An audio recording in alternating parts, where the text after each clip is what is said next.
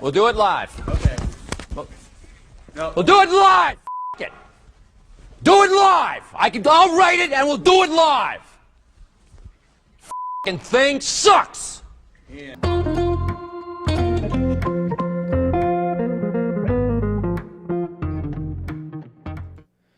All right, welcome back to the Capital Mindset Show, everyone. Hope you guys are having a great day, as always. And we have the topics actually listed out as to what we're going to be discussing.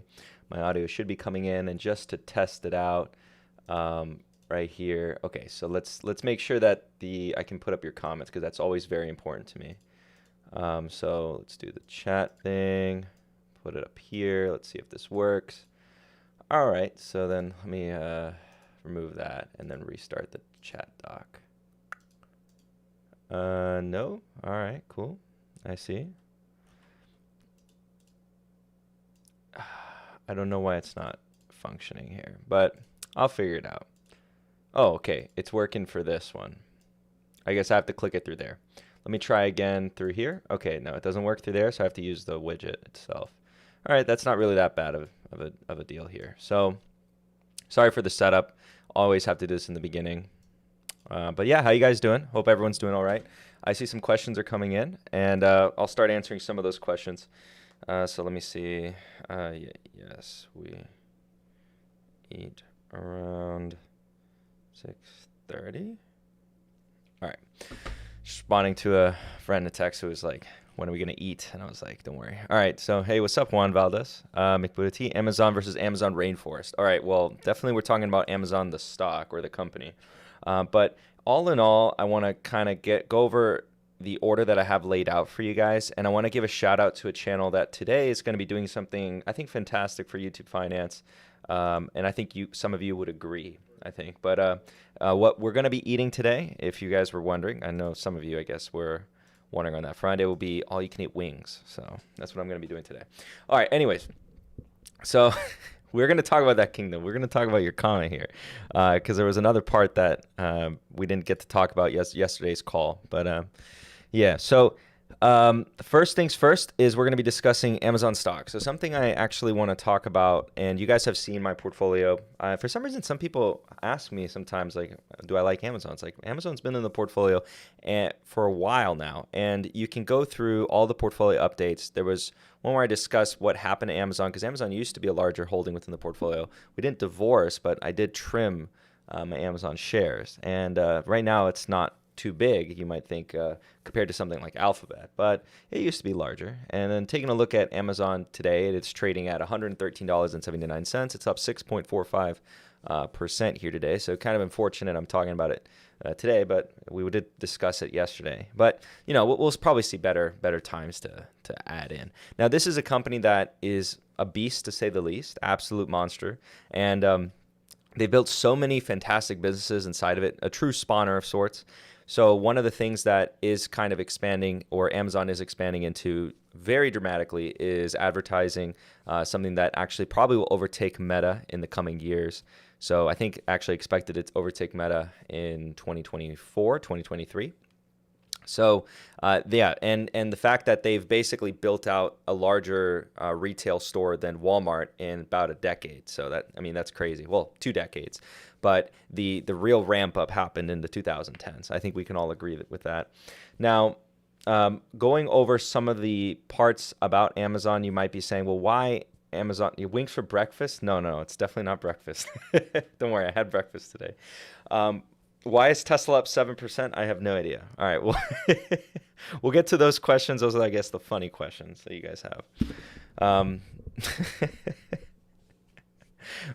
All in all, as a business, I think Amazon's kind of underappreciated, and you might be saying it from an earnings standpoint, it always looks expensive. On a cash flow standpoint, more recently in the past couple of years, they have done an insane amount of CapEx, and the amount of investment going into basically making sure that the next competitor can't really compete with the logistics that they have.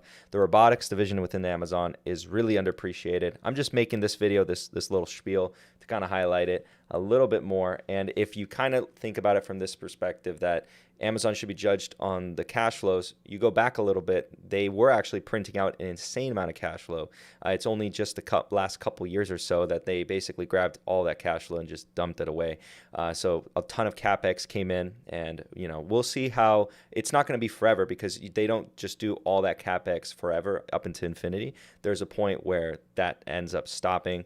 And as far as net income goes, we'll see, because there's a lot of non-cash expenses or expenses that we don't really consider to be necessarily the same. And some people might not appreciate Amazon for what it is, I think. But there's not an attack at one of you. Kingdom. So we have a friendly disagreement, because it's very friendly. Kingdom and I we're going to go back and forth a little bit here, but very friendly disagreement on this.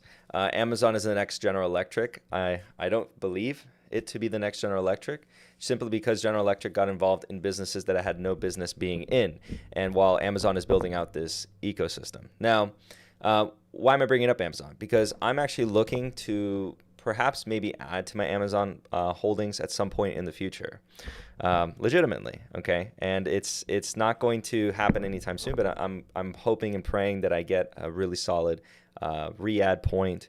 I could buy back all the old shares I had before, but I don't want to do that just yet. I am rebuilding my REIT positions, because that's actually something we did want to talk about today, but I'll get to that, because I'm giving myself a time limit of about 30 minutes for this live stream. So the next topic I want to cover is kind of a shout out. Please go watch, if you're interested, go watch Strongman Personal Finance today. I think it's at 7 or 8 p.m. If you guys want to check out how to construct the Everything Money financial calculator tool, little cute tool they have, just simply because it's kind of been a hot topic, you could say, on YouTube. Again, that was the thing about them that I thought, okay, we can have disagreements on the quality of the product and all that, and I thought that was the least let's say problematic thing that they have. And they had other tiers that were far more problematic in my opinion, but just that, I don't know, it leaves a bad taste in my mouth, and I think that Strongman putting out this video is going to be really good.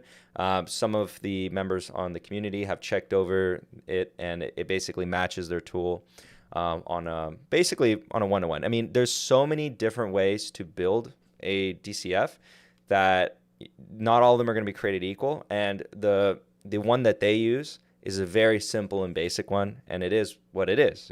To quote Kingdom of Finance there, it is what it is, right? So, yeah.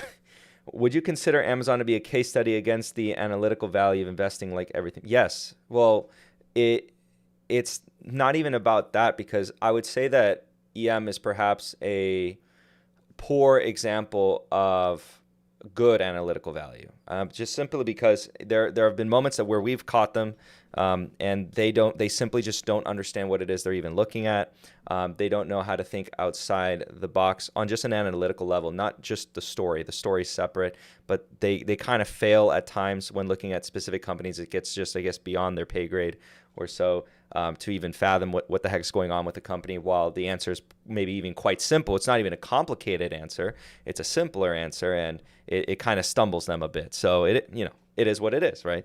And so I think that in doing so, they offer a product and mislead the ability of that product to then yield results. And then they kind of backtracked it. They've evolved over time. Like, you can kind of see that they've probably even noticed the product has its weaknesses, or maybe they don't. I don't even know if they do. Some people disagree with me on that. People within the community, which I talk to frequently, they tell me, well, like, they have less faith, or they're even more pessimistic about their understanding. Maybe I am even more pessimistic than some people, etc. But it's kind of like one or the other. My grind set isn't AVGO under. I haven't looked at. So I see a question from this gentleman here.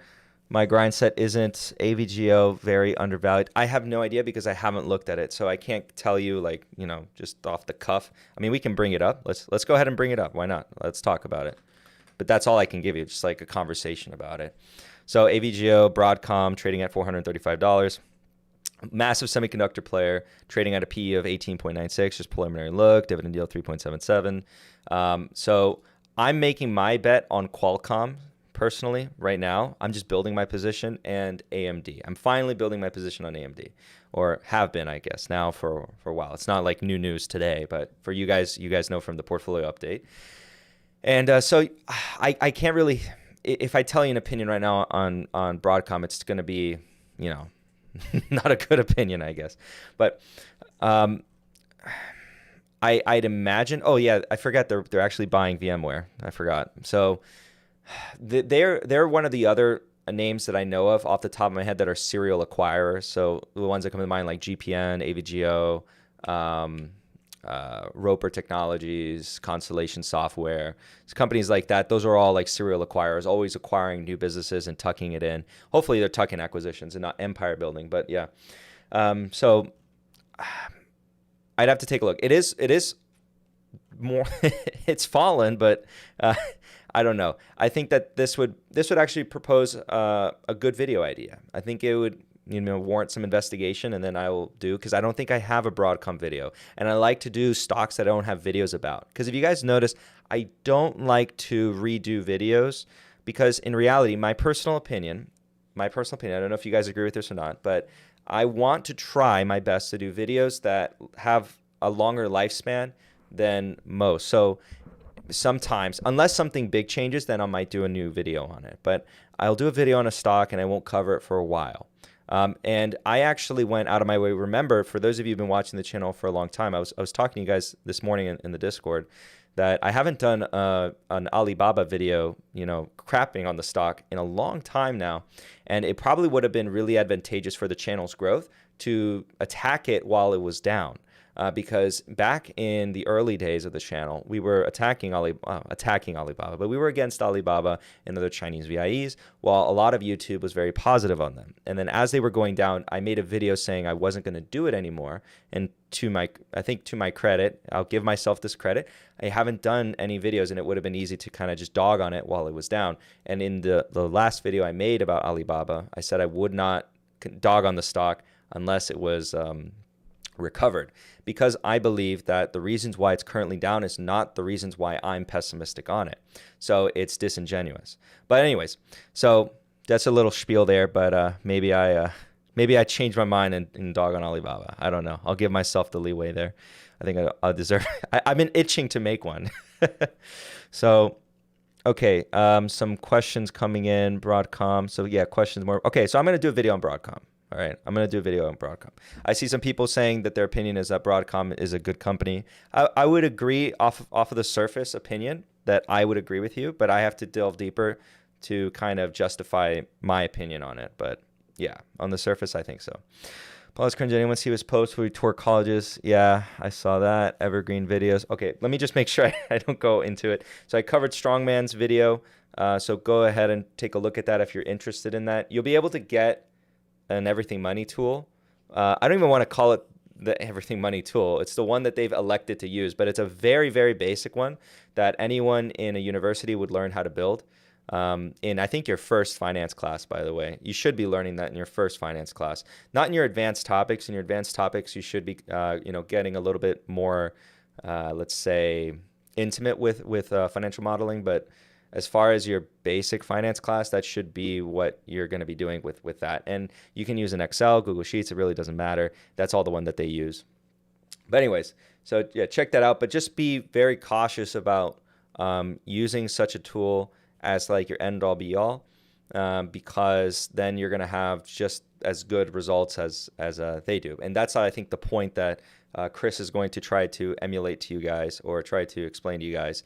If anything, I'm just telling you now, just be very careful if you're newer to the markets. It's not that easy. Everyone wishes, but just keep that in mind. Okay, so, and story developments come to mind. So, any thoughts on Estee Lauder? I think you're asking because I know that there's a larger YouTuber that's been talking about Estee Lauder.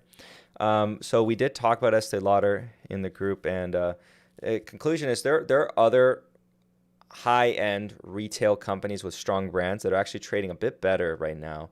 But Estee Lauder, as far as a company goes, is a beautiful company. You can take a look at just their margins, absolutely insane. Another one that acquires luxury brands within the makeup space. So nothing bad to say as the company goes. And I want to separate that. Usually when I talk about a company, I want to separate the company and the stock in our discourse. But I don't really have anything good to say right now about the stock. Like, I'm not adding to it. Like, if I was very excited about it, I'd be buying it. Or sometimes, actually, no, that's a lie. I might be excited about a stock and I might not buy it. Or think could be a good investment and might not add it to my own portfolio. But I can share my opinion on that. So, someone saying the stock analyzer tool is just a screener. Yeah, that I think even they called it that. Capital Mindset and thoughts on adding ATVI. No, for me, I don't want to add any more Activision. I'm done with Activision as far as its position sizing. Although, just to remind everyone, there's the acquisition going at if it goes through, and I think there's some hiccups going on in the EU as far as approval goes, but we'll see. The buy price is $95, so you have a merger arbitrage opportunity with this company. So yeah, that's something that some people might be excited about. So if you hold it until the acquisition date, I think it's first quarter, second quarter of next year is when it's expected to close. You kind of do an annualized rate of return and you get an idea of what that would be. But you have to annualize it when you do your calculation. Okay, so the last other concept that I want to cover before let me cover the super chat before we continue.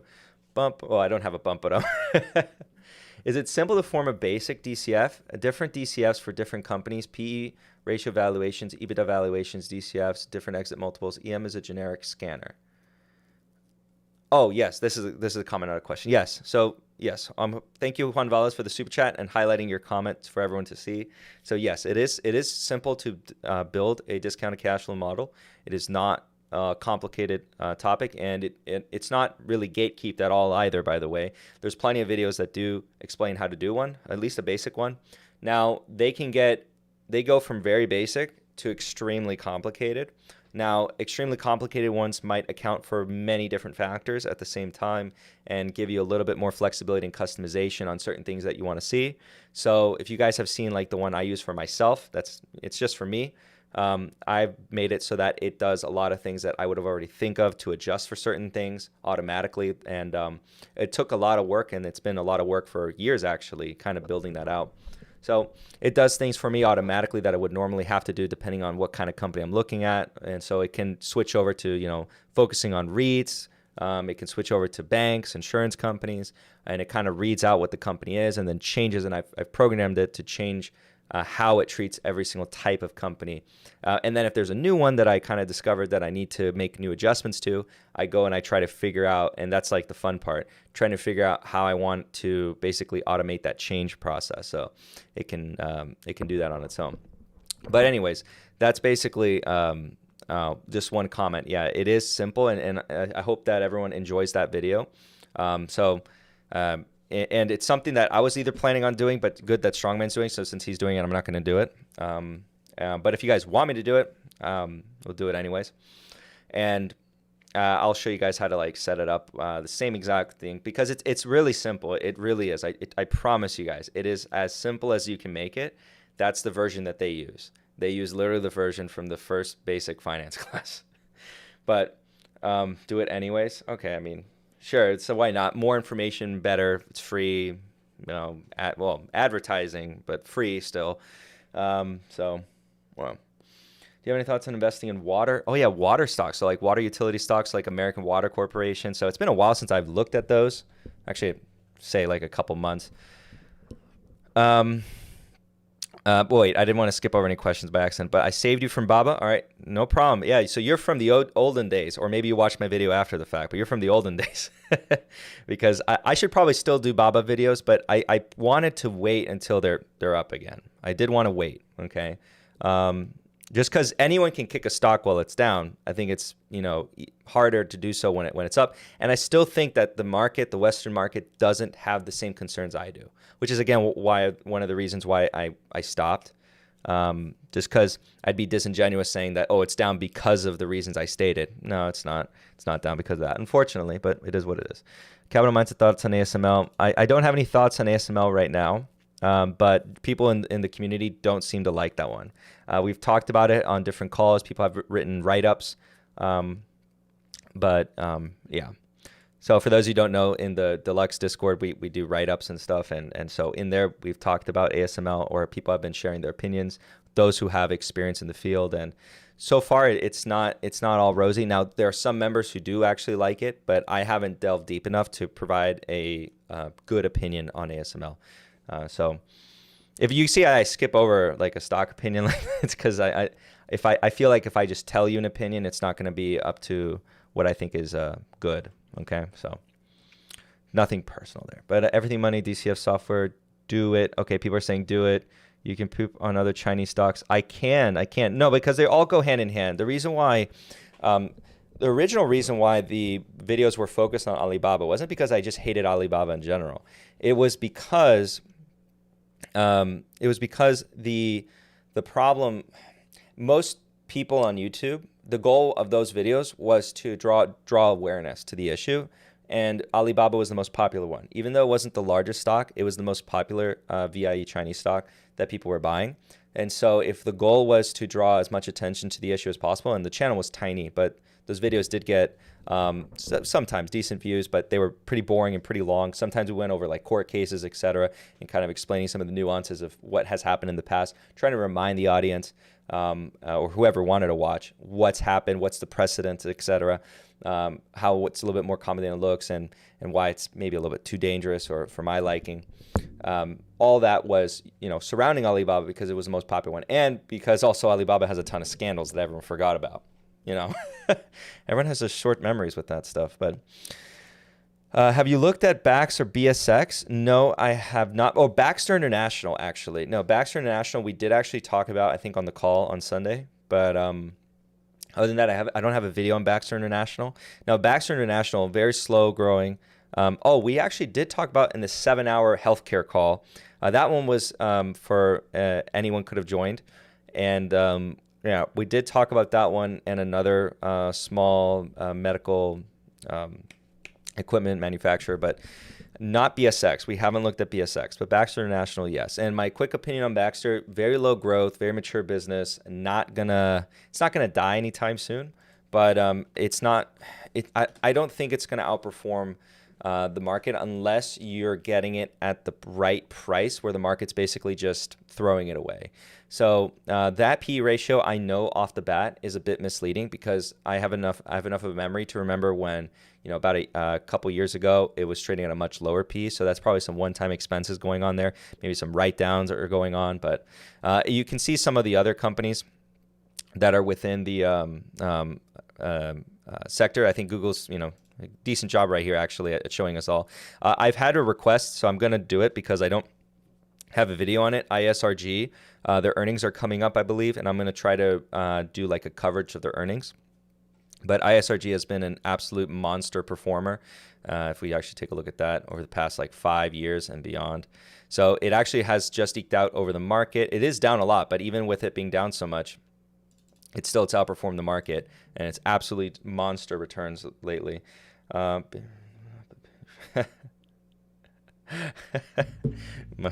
friend texted me. All right, anyways. So China, definitely GDP statistics. You can optimize your Excel DCF, type ticker and date, fast fact with population Excel onto your Excel DCF. Yes, exactly. So one thing that actually allows you to do when you create your own DCF is that you can actually be a bit more customizable. So it gives you a lot of maneuverability. Now, some of the things that might be of a nuisance, but it's really like, again, we can have a separate opinion on like the quality of the product per se, but you're basically just paying for the data, and then the tool you can probably throw away, to be honest. But yeah. Yeah. McBuddha, we have a joke, by the way, that we just look at the score and, this one, where's the score? It doesn't have the score. But if it has a climate score, the higher the climate score, the more the buy. So I almost took a job at Intuitive Surgical. Hey, well, small world. And you would have been able to tell me, give me the inside scoop, Michael. Who are these people? I'll give them the smoke. Who is who people? Turtles will conquer the world. AI mindset. Got my eye on Medtronic recently. Yeah, Medtronic's been a severe underperformer for a while now. Let me actually bring up. Oh, it just changed all the stocks, or they put it over here. There it is, Medtronic. So Medtronic's actually not done well at all over the past 5 years, underperformed the market, but that doesn't mean anything. Like, we had a lot of success on the channel recently with Cardinal Health, but Cardinal Health's been a very bad performer over the past 5 years, right? But we acquired it at the right time. We're no longer in Cardinal Health for anyone new joining the channel, but everyone who's been here for a while, you know about Cardinal Health. So Cardinal Health is a good example that even though it's not done so well in the past 5 years, it was a stock that was well positioned and actually outperformed the market drastically because it was positive. It was quite positive this year, while the market was negative this year. So then Medtronic, who knows? It could have a good time forward. But something about Medtronic and Abbott Labs is they're pretty much like the blue chips of the healthcare medical device segment. So. It's very competitive. Well, the other one's Johnson & Johnson. If I don't mention that one, people are going to be like, hey, you forgot like the big one. Capital Mindset, do you thoughts on Zotis? Do I have any thoughts on Zotis? No, I do not. But I can write the stock down and visit it. And there's still some stocks that I do have to visit, like Road, Pave, ACC, and yeah, I do have to visit those stocks still because those stocks have been requested quite a lot, actually, just because of infrastructure spending. What are we calling about their life? It has a nice dividend. Is it good? Okay, what's going on here? It's the questions. Capital Mindset, what do you think about buying undervalued dividend stock in this bear market? T Rowe, Rio, AVGO. Okay, good, very good question. Here we go. So, T Rowe price. So T Rowe Price, the asset manager. Let's bring them up. A lot of retail seems to be really liking this. The reason why, how I've noticed as I entered this space and I talk in this space, I find that I can kind of gauge where does the audience go. Because if I'm being honest, guys, I do know what would be best to grow the channel. I just choose not to do it. Right? There's certain stocks that if I talk about more, then that would end up growing the channel. There was a time where I knew that if I talked about the JEPI ETF, I talked about it on live streams, but there wasn't a dedicated video. That would have gotten a lot of views because for some reason, you just have to do what the crowd wants and then you'll just grow. But that's not really fun. T. Rowe Price was one that was actually being asked about a lot. Not that that means it's a bad company or bad investment, but it was being asked about a lot. And to be honest, at the time, and this was a couple months ago, a while back, I wasn't very interested in covering it. Well, it would have been a negative video, but I didn't really talk about it as, let's say, in isolation. I talked about it here and there in the calls, but nothing crazy. It got mentioned in passing with something like Brookfield Asset Management, BAM, etc. But here we have T. Rowe Price, and it's performed basically nowhere in the last 5 years, underperformed the market. So a lot of these stocks, it has a high dividend, right? Because all the returns has basically been from the dividend itself. And one of the metrics you want to be paying attention to this company and other companies adjacent to T. Rowe Price is AUM, as well as how competitive are they being in institutional investing products or retirement investing products in particular, when basically you go to a workplace and you have your 401k, who's offering the 401k plans. Hopefully maybe T. Rowe Price, if you're investing in it, that they're making some gains there. Now it's a very competitive industry, and that doesn't mean that they can't be successful. And so my quick thoughts on it is, for me, I typically kind of stay away from companies like this. I don't really want to be involved in the asset managers as much as I want to be involved in the ones who maybe even own the assets. Like I prefer, for example, Markel. Markel's the one I buy. It doesn't pay a dividend, sure, fun, but it does so on my behalf, invests its excess cash flows from its insurance business, from its float, into private companies, public companies, and, well, I'll let them do that on their own. They're not an asset manager. Now, BAM was the one that I did own, and I'm looking to rebuy Brookfield Asset Management. I've discussed this in the past, and I remember from when you guys asked me why I was selling BAM, because it is considered to be a high-quality business at the end of the day, a pristine business, to say the least. And it's one that I would definitely love to own, but why we got out of it was basically because they are a competitor, or they compete with yield, with alternative. They are an alternative asset manager. So they compete against traditional forms of investing. And as those become more enticing, that makes it a little bit difficult for them to raise AUM. Fun fact, I'll reiterate this again as much as I can. I'll reiterate this as many times as I possibly can remember to mention this, but getting exposure to Intel's new fabrication facilities, you can do so through Brookfield Asset Management. They actually went to an agreement. I think the number breakdown is 49% ownership BAM, 51 Intel. And yeah, that's a way, but you're not getting a concentrated direct exposure. You would get that exposure through Intel, but you can actually technically get exposure to that business line through Brookfield Asset Management. But just keep in mind, you're getting exposure to everything else that also matters. And don't think that for a second that it's BAM entirely owning that 49%. BAM is like the mothership. They have a bunch of companies underneath them that they have their clients in, and they own some of it, but they're basically managing that capital, and they draw fees from that. So that's how they make a lot of their money. But they do own some of it. So you do get some exposure there.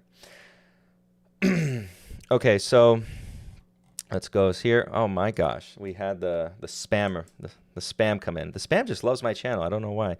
I have no idea if anyone actually falls for those and clicks on them. I find it hard to value water rights. Limonia holds large water rights, droughts prone in California. Any idea how you value such an asset? To be honest, Patrick, I haven't really delved into the water companies too much. I know of them. I see that they typically trade very expensive, and they kind of maintain that same multiple throughout. So as they grow, they kind of just keep the same multiple, as I've witnessed thus far. But I'd have to really actually delve deep into American Waterworks, et cetera, and really understand the business to really comment further, because I see someone's asking about utilities. So kind of going from there onto other utilities. But because with water companies, you're going to have to, again, yes, understand and value the water rights that they have. Now,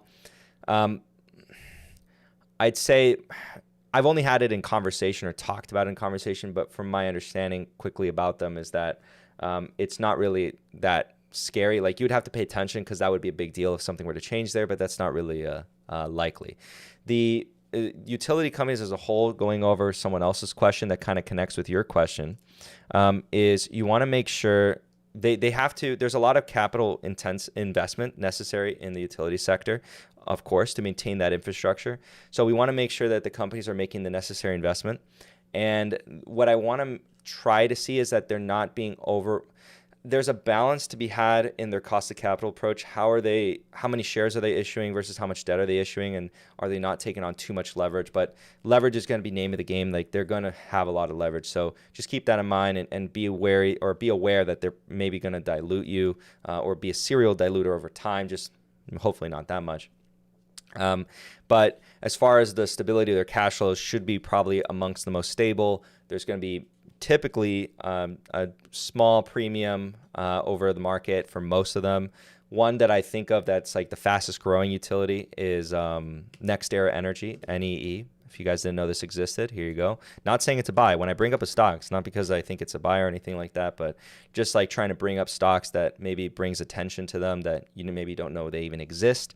And now you can go do further research and figure out for yourself, do you like it, etc. So I haven't done a video on NextEra Energy, but they're like one of the faster growing ones, more exciting. And you can see they've actually outperformed the market quite drastically over the past 5 years. And if I pull up the max charts, it's been phenomenal. Now, they are a dividend growth stock. They trade expensive because, again, more exciting market participant. Something less or more boring like Duke Energy. Oh, no, DUK. So like Duke Energy Corp, one of the other big boys, more stable, or Southern Company, SO. So with these companies, again, you're going to get pretty stable. Most of the return is going to be from the dividend rather than capital appreciation. Cash flow is pretty predictable, very high barriers to entry. So that's some of the benefits of it. And with these kinds of companies, like, I mean, for Americans, I can only speak for Americans, but I tried my best to allocate my dividend paying stocks into retirement accounts.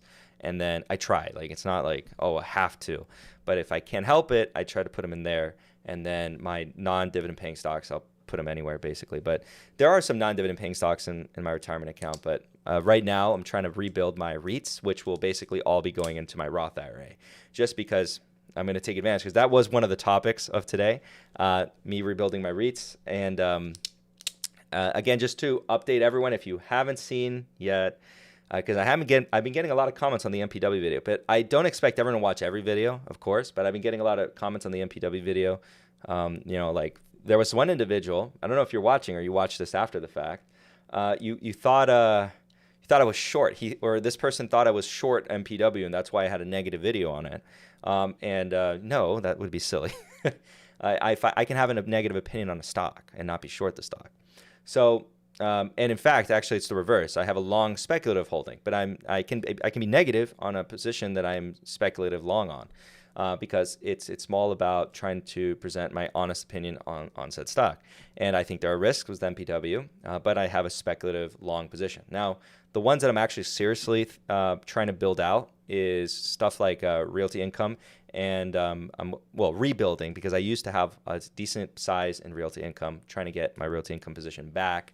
And finally, it's happened, because if you guys remember the January videos on REITs, I told you guys about selling all my REITs, and now they're at much lower prices. The liquidity crunch finally affected the high quality REITs like Realty Income, WP Carey, Agree Realty Corp, another favorite. So, okay, Fabio Ackman. Yeah, no. I talked bad about a company yet to buy it. No, because obviously I had zero effect on it. But now we're up on the position. I mean, because MPW's been kind of rolling back up, but it got to the price point after we made that negative video. It got to the price point that it I think was too cheap. So if you recall the most recent MPW video, the dedicated one, I go over the live stream where it was the last portfolio update before the most recent one, where we discussed exiting MPW for a small profit and why we did that. And that's an important reason, because of my issues with some disclosures that were going on. And it wasn't the intent to trade it. That wasn't the intent. But it happened. So basically all that's happened, it's re-entered the portfolio. And now it's a speculative holding. I classify it as a speculative holding. That's basically what happened. We'll see if we print tendies with this, okay, just for fun. Fabio wants to take down the retail investor. Yeah, that's why I'm trying my best to talk bad about Chinese VIEs, because I want to take down the retail investor, because I don't want them to be successful. Now he's an options trader. All right, so let's see here. Fabio is the casino. Where's that coming? Capital Mindset, do you have a quick look? Can you take a quick look at Solvay? Does it have something that gets your attention? Solvay. Okay, we can do that. Solvay. Okay, so oh, it's a chemical producer. All right. But it's yeah. Where's it headquartered? Belgium. Well, my concern with a lot of the chemical producers within the Eurozone is that they're in the Eurozone. Sorry for the rip, but it's true. Because for the Eurozone, not you guys, I don't know where you're from, but Europe in general, as a continent, has not been doing themselves any favors as far as proper investment in energy infrastructure, which at the end of the day, energy is an input, and as this input increases in price or cost, it does bring harm to the actual producers, like, because they have energy as input, and as that cost continues to rise, it can squeeze their margins. And that's why I talked about in the chemical producer, my speculative bet. It's not speculative, it's in the core, but kind of speculative, is BASF, the German chemical giant. And that's simply because they're going through this turbulent time with everything that's going on. You guys can check out their stock price. It has not been doing so well. And I will be building that position a little bit more, but I'm kind of more patient on that one, kind of seeing, okay, I'll wait and see how some of this settles out. I'm building out other ones a little bit quicker than that one, but it is one that I've elected because I want some exposure to perhaps the largest chemical producers in Europe, gaining a little bit more power, consolidation, et cetera, and surviving this. But yeah, so off the bat concern right there. If that's the case, then we'd probably see that. Will they survive? I think they'll survive, but it seems like they'd be at a good price. Now let's go actually see if we can find their filings real quick. No, No, we'll reject all the cookies. No cookies for you. Investors, let's go to financials. I'm just going to do a quick glance. Net sales, CapEx, balance sheet data, because I do want to be cognizant of the time and making sure I can get to all the questions. So just a quick glance here. Net working capital, balance sheet data, IFRS, key data. All right, so net debt. Yeah, they don't really seem to be. Well, what year is this? Because I'm kind of curious. Okay, no, it's left to right. So no, they've actually improved their balance sheet here. Okay, no. Yeah, okay. Kind of positive there. Underlying net debt. Yeah, all the way across the board. Potential hybrid bonds, IFRS equity attributable to equity. Yeah, I don't care about that. Free cash flow. Okay, so no, some of the fundamentals have been improving for this company. It might be a good look at, and kind of like seeing in the aftermath of everything going on in Europe, they might be stronger than before because a lot of the other weaker players are just going to get weaker from everything going on. But just keep an eye out on how those input costs go. That would be my only thought on that. Just like keep an eye out for that, and then really start paying attention to that when the earnings come out, and then keep track of that. Just a quick glance, quick look. All right, so let's see. Longing the S out of QQQ just because Paul has a short in it. I mean, look, you might do really well with the QQQ. The QQQ is down a lot, actually.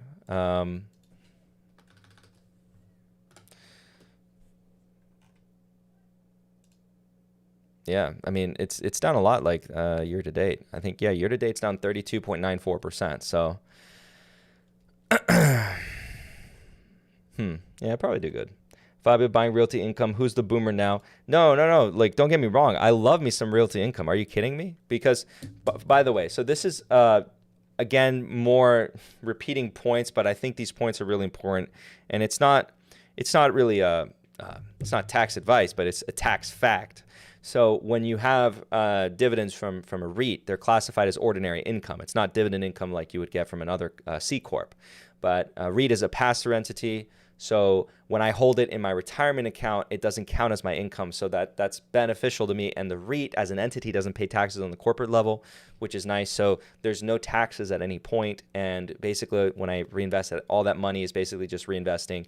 And I don't have to deal again because I have to worry about dividend income coming in from REITs and then tax at my highest tax bracket. So REITs are going to be even more tax inefficient for dividends. Well, no, scratch that. Technically, REITs have the potential to be still more tax efficient at the highest tax brackets if your state doesn't have an extra tax, right, on top of that, because they can. So that can change things. But if you're like a state with no income tax, et cetera, at the highest tax brackets for both, still a REIT will be more efficient because the corporation technically pays the corporate tax rate. And so when you have the max potential, the corporation and your dividend tax rate, you have about 41% max potential there.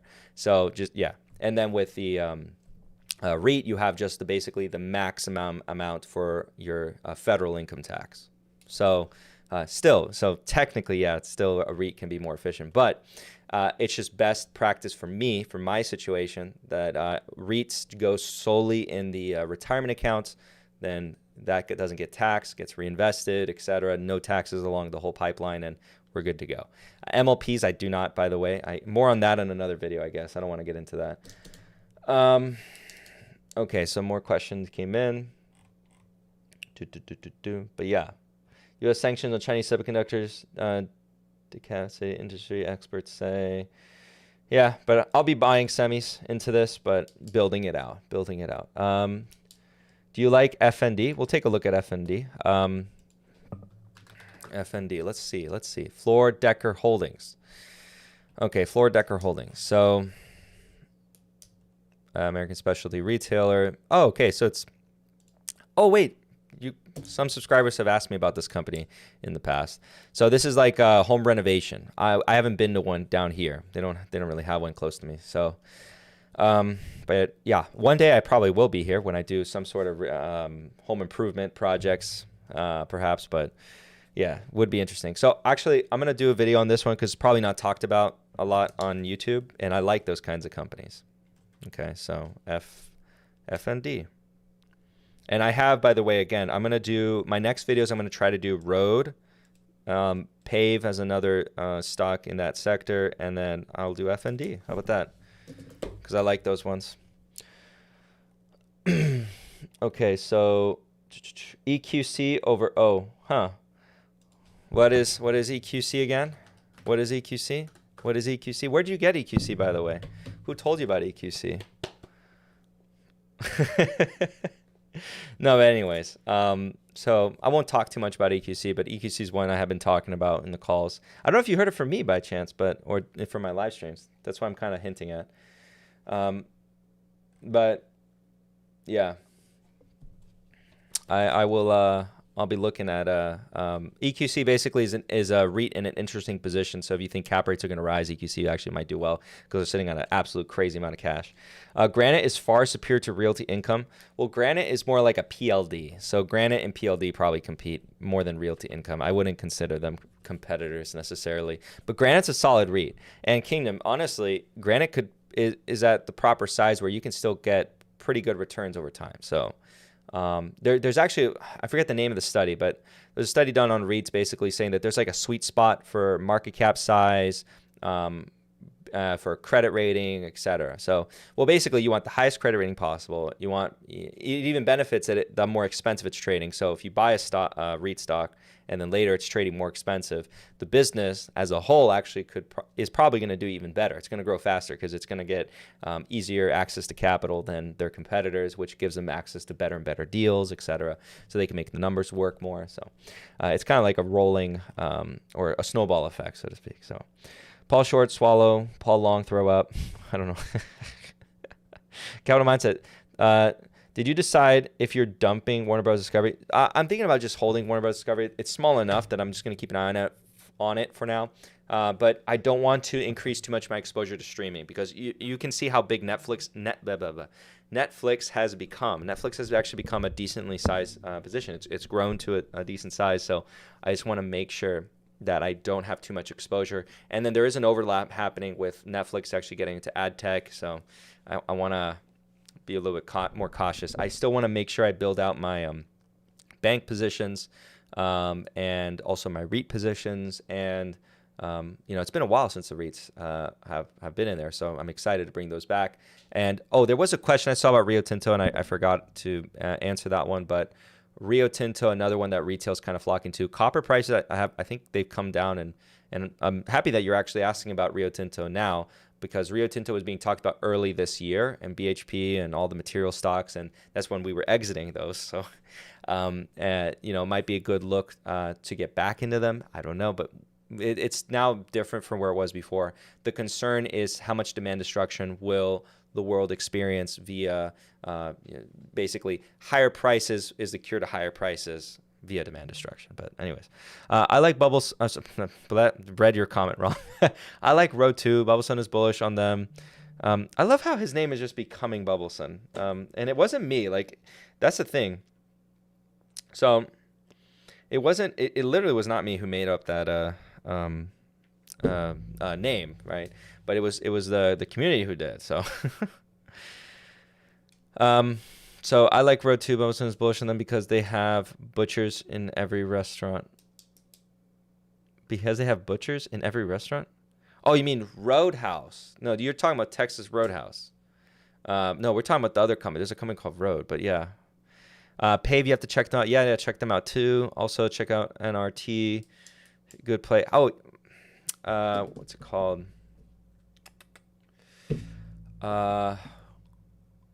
How is NCR doing? I haven't seen NCR. Okay, NCR is coming on the up and up. There's another speculative buy I did.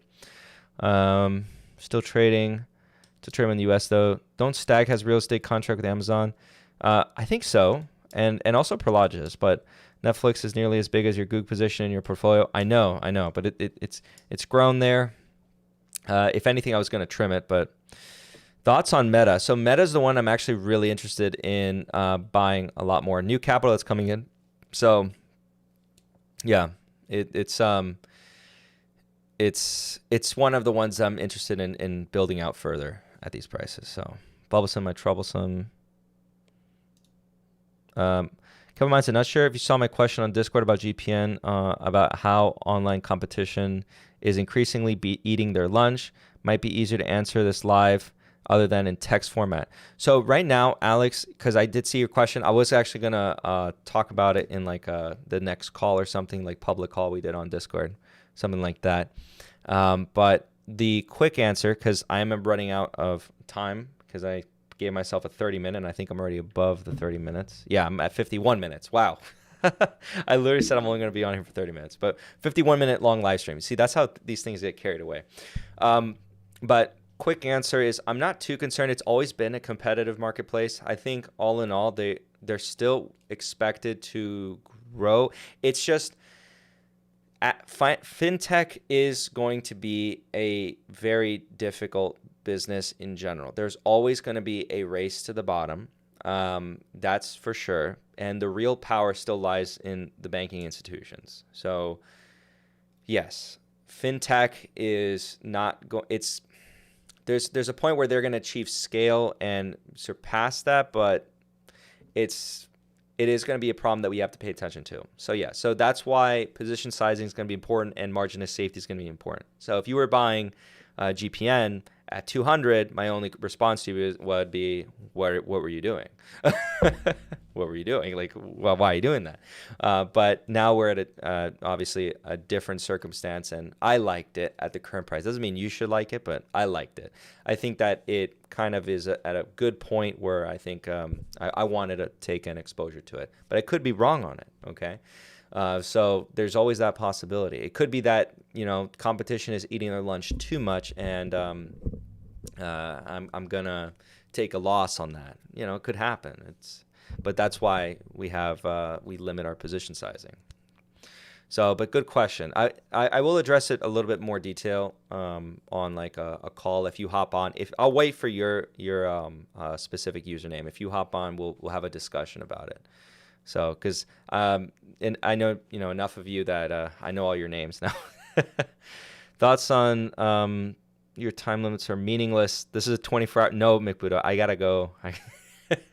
But I really do like doing the live streams with you guys. I really like talking to you guys. So that's why I forget and we go past it. We'll stop at an hour, but so I'll do double what I initially planned. But we're gonna hard stop at an hour.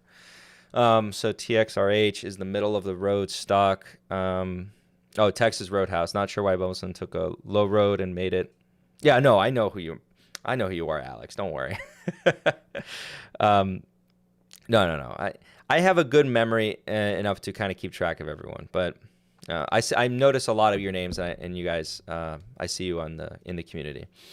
So TXRH, a little of the road stock. I'm not sure why most took a road in that. Oh, this question, by the way, the one I'm reading. There's a two-way street between Sun Holding and past performance. Yeah, but I think, like, again, the story behind it, because he's a story-driven investor, it makes sense. It's exactly the kind of stock I would expect him to own. Ralph Lauren and Tapestry. Ralph Lauren and Tapestry. Again, for me personally, I'd probably buy into, and this is a discussion I had with everyone else in the community too earlier, I'd prefer the very high-end luxury brands in this space, the giants. If you actually, it's kind of scary how their margins are. Their margins are incredible, and they're like the gems of Europe. So I'm thinking of LVMH as like the big one, right? But you also have Hermes as well as another one. You have, what's the other one? I always forget the name of it, but they own Gucci and a bunch of other brands. I always forget their name. But all of those are pretty good players, and those are the ones that I'd be interested in. But Tapestry, I think they own Coach, right? It's like, it's not low end, but it's like not high end, right? So, yeah. Kering is the other one. Thank you. Yeah, that's the other one that I'd be interested in buying at the right price. Those are literally, I mean, I don't know. My opinion, my first glance opinion, I don't really see a reason why if I own them, I would sell them. Like, I don't know. There'd be probably a price point where I'd be like, all right, this is ridiculous. I'm not saying that I would never sell them, but I don't know. Thoughts on the ITX industry, Nesco Textile. They're a parent company of Zara. They look cheap. I don't like the fast fashion stuff. No, not going to be in it. And by the way, just so you guys understand, I always try to tell you guys, fashion is definitely not my my forte or my style, my preference in investing. Yeah. Fake Alice, Coach is a stronger brand than we realize. Yeah, no, it could be a strong brand. I'm just like saying I would prefer to get my exposure to like the high end and the big juggernauts within the industry. That way, I'm kind of like betting on the legacy of these brands, the strength of those brands, and the strength of the consumer of those brands, being that they're not really going to face or care too much about recessions here and there. And no matter what happens, it seems like whatever government policy is enacted, those brands are always getting away with things because they bring the nice things to the wealthy, so the rich and powerful, so to speak. So even in like, you know, countries like North Korea, like they're good in there. Isn't that crazy? I mean, I don't know. Like those are great. All right, bro. This company has a D in the climates. Oh yeah. We can't. Yeah, this is a short. Have a good night, man. Oh, have a good night, Chow Mein. Let's see here. Toyota sells luxury. Well, they do have a luxury brand, but yeah. If you invest, I sub. Yeah. Thoughts on Dell? I always get asked on Dell. Is Dell like super popular on YouTube right now? I used to invest in Dell.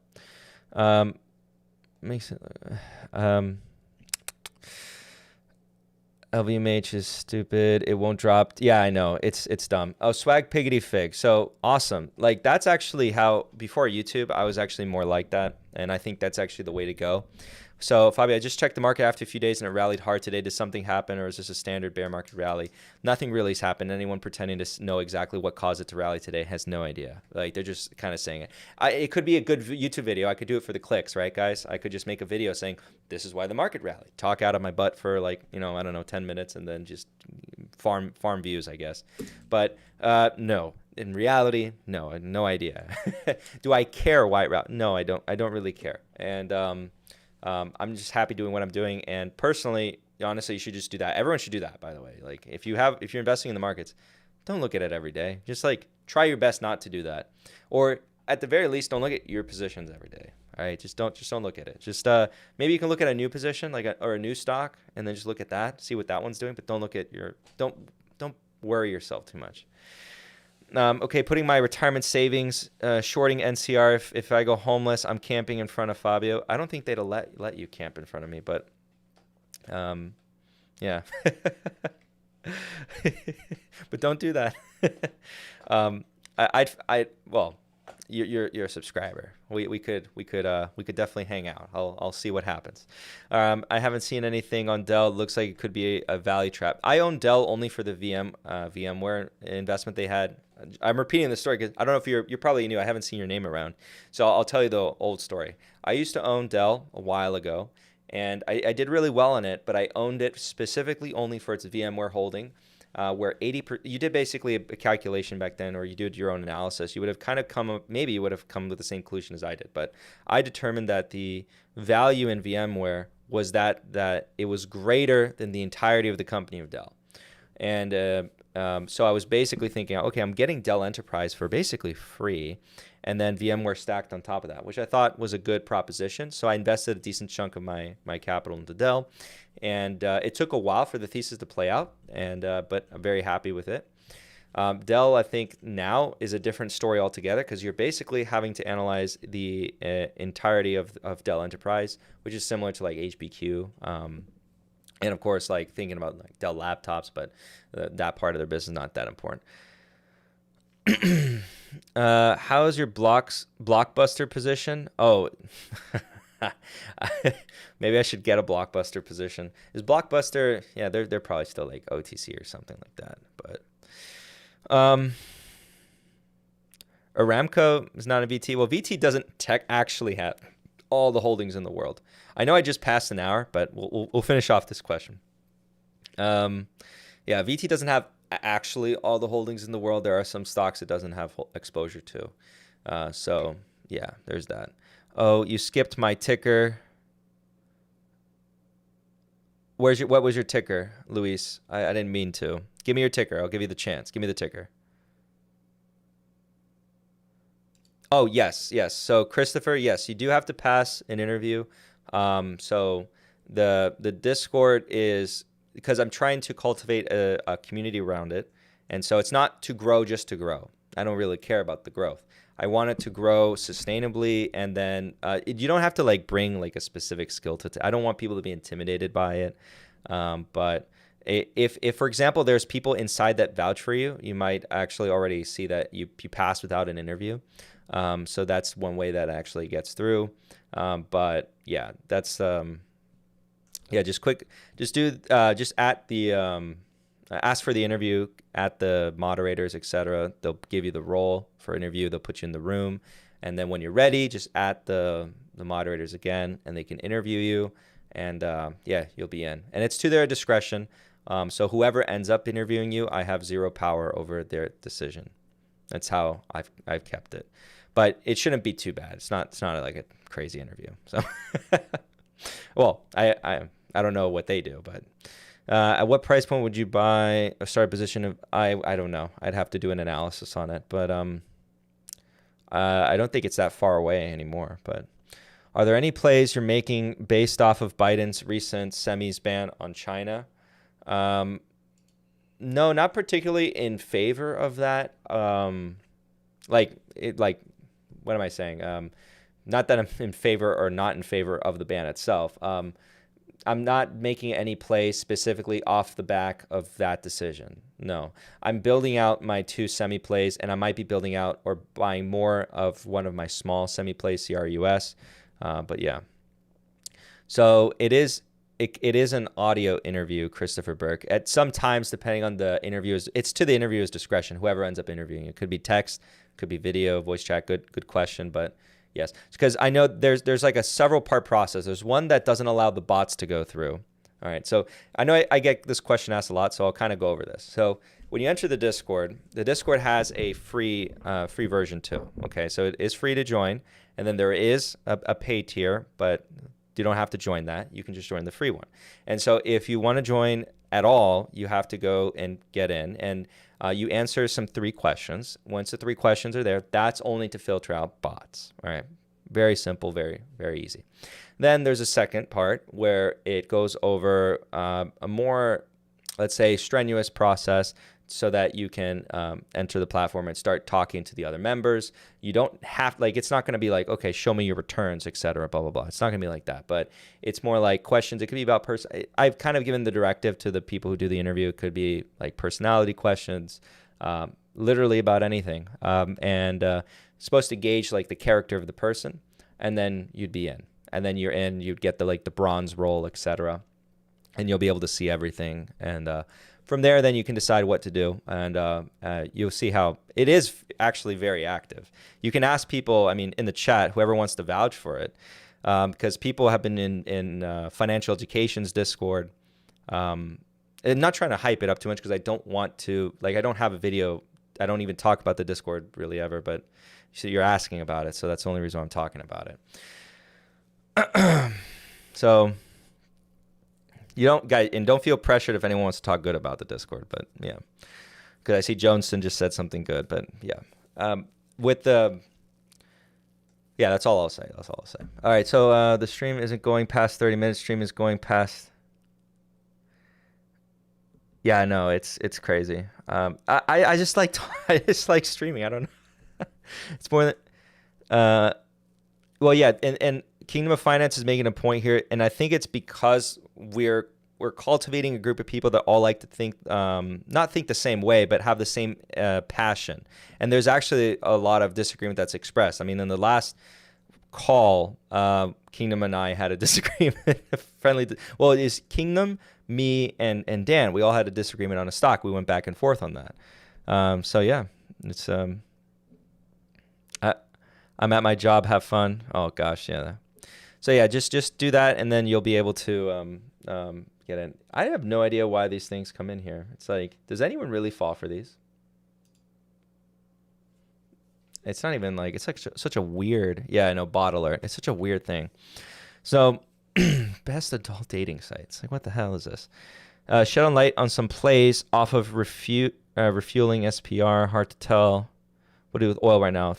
Okay, well, I mean, for me, it's kind of straightforward. I've got out of oil because I believe that where there's more demand, there's some demand destruction ahead. And I think, like, for example, a lot of the chemical manufacturers can shed some light on this. So they're kind of like a canary in the coal mine, so to speak. And we'll see how this topic ages, because I've said this many times now in many live streams. Again, we always like to revisit things I said in the past.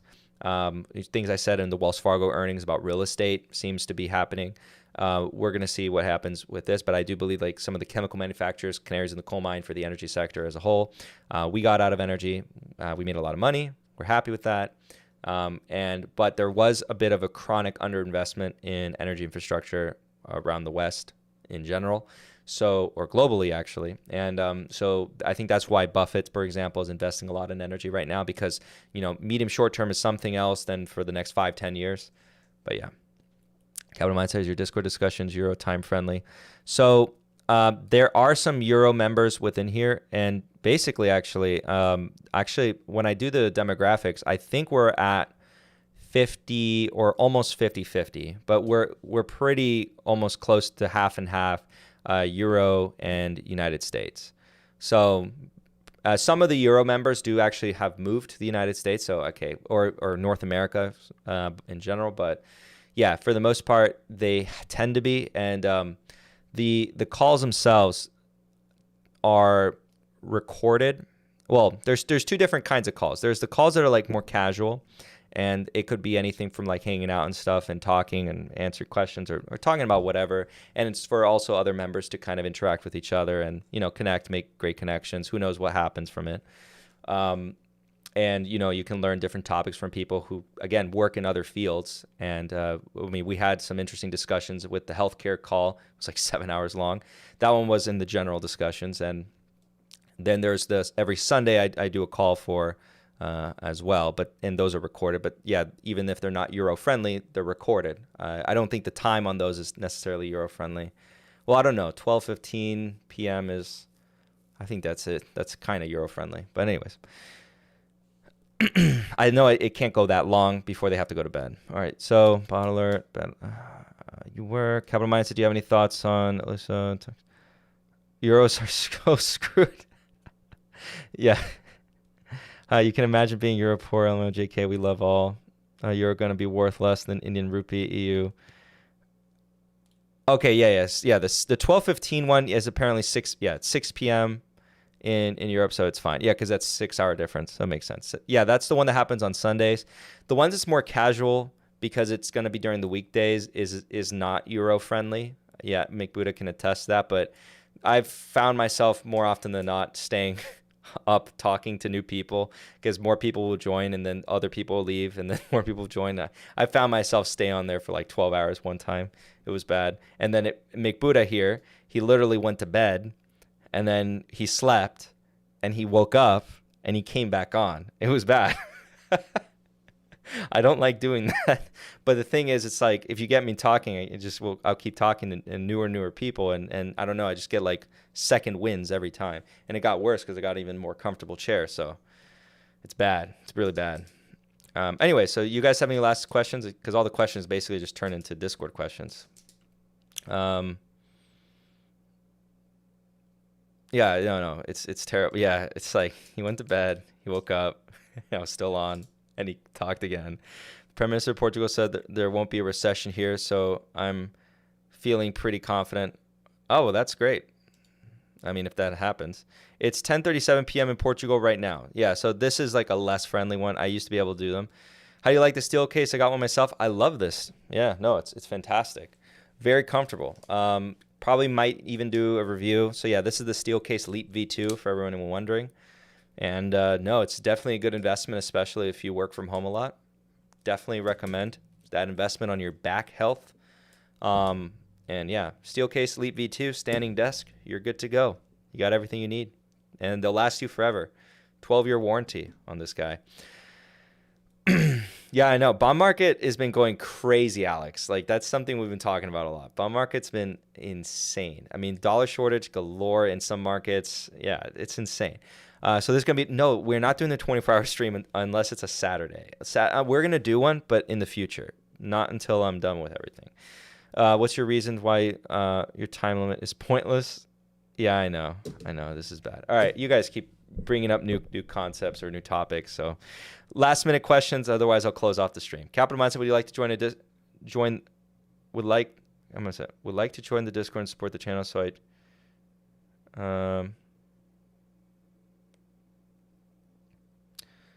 well, Patrick, I know you for a long time now, so no.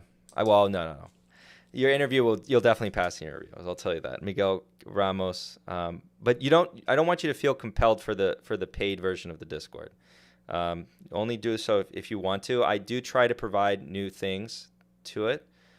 Just because originally there was like really nothing in there, but now we do like write-ups and we do the Sunday calls every Sunday. Do you have any thoughts on okay, so this is the last question. Lisolotica, they're big whale on glass frames. Monopoly they have on Luxottica. Yeah. Yeah, they're wow, yeah, what a business. I'd say with Luxottica, I can probably take a look at them and do a video on them, but last time I looked at them, yeah, some of their business practices are really interesting. Like they really just dominate and strong arm the whole glasses community. It's actually crazy. But I definitely should do a video on them. Let me write them down. So they're gonna go with FND, and I think not a lot of people talk about them. I like to do those videos. All right, I need to make big payments on CAD soon. I have money in USD, so the conversion rate is important. The best way to determine the exchange rate change. So the banks have there's kind of more to it. No, I mean I would just compare around the different banks. I mean that's how I would do it. Just keep it simple on that. I use so there's TransferWise, or I think they just changed their name to Wise. They're really cheap. You're going from bank to bank or getting cash, because that actually can make it a bit. But yeah, that's what I would do. I get really good rates at my bank. Again, that's why I shill Bank of America. But it's well, they don't give the best ones. No, I've actually found them better in some places. But yeah, Chase, Bank of America, pretty competitive on that. But there's definitely better. There's definitely better places. I think my local smaller bank actually has a slightly better one for me. If I ever need to change to euros, which right now, maybe I just go and put all my dollars into euros as speculation. I'm just kidding. I wouldn't do that. Also, I like interactive brokers because I can buy different things in different currencies. Yeah, 30 minutes minus. All right, so all right. I love talking to you guys. Thank you guys so much for watching. I'm gonna head out. Oh my gosh! You see, this is what I'm talking about. So I was about to leave, and then Dan here brings up a testy comment, right? Right, Dan? And by the way, guys, you can see he's a moderator on here and basically attacking me here. I feel attacked. Let me just let me just close off that. Oh no, I'm getting dogpiled here. All right, so we have a friendly bet, but the thing dogpiled. I'm telling you. All right. Anyways, I like Amazon as a business. And I don't necessarily think the stock is super attractive right now, but I think the business is very much, I don't think it's underappreciated. I think actually a lot of people do appreciate it, but my gosh, Lord of the Rings is trash. 100%, guys, 100%. I'm not going to dispute that. I am not going to dispute that. But yes, there's a lot of businesses inside of Amazon that their strategy, I think, is going to work out. I think they're going to actually dominate. But it is what it is. I'm not jumping into this dog pile. Yeah, okay. See, Alex, I'm on your camp. Alex is on my camp. Loves the company. It's too expensive. That's kind of where I'm at. All right, guys. And we'll talk about this again. We'll keep it going. But Star Wars episode, yeah. What? Excuse me? Oh, he's trying to start fights. All right, I'm not going to even entertain that comment on Star Wars. Nope. You guys can all fight him. No. All right, guys. Thank you guys so much for watching. Love the stream. Love talking to you guys. Great people, great community. I will see you guys on the next live stream, whatever it is, wherever we see each other on. I'll see you guys.